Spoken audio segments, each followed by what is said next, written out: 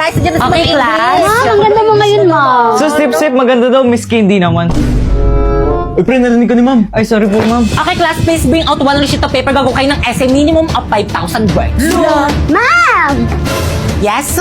One whole sheet of paper? Yes. Ma'am, one wool? Yes. Ma'am, di ba one wool sheet of paper? Yes. Ma'am, anong papel? Sige, kahit anong papel na lang. Ma'am! Yes? Pwede Tagalog?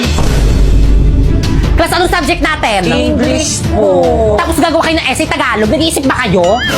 Mama, yung dyan. Ma'am, tapos na rin ito. Hindi pa pasa ka.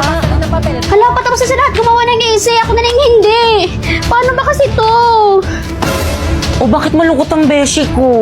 Hirap na akong gumawa ng essay. Ano ka ba? Kumuha ka lang sa Google. Eh, madidetect ni ma'am. Habot ng AI lang yan. Ma'am, tapos na po. Wow, bilis nyo ah. Tapos na ba ang lahat? Yes po, ma'am. Siguraduhin yung gawa nyo to lahat. Kapag to na-detect ng AI generator ko tapos hindi nyo gawa, ihampas ko to sa inyo.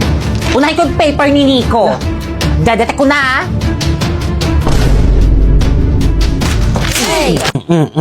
Kadugaan nyo ah. Sorry po, ma'am. Next. Paulo.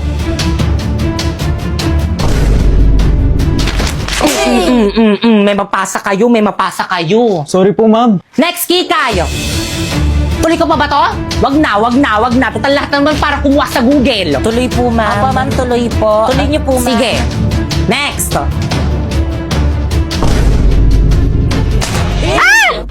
Wow, 0% AI generated. Congrats, te!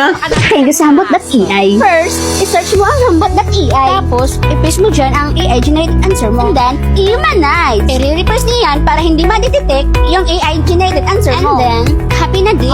Check natin si AI generator Boom! 0% AI generated. Perfect, pero secret lang natin to ha, lalo na sa mga boys at baba.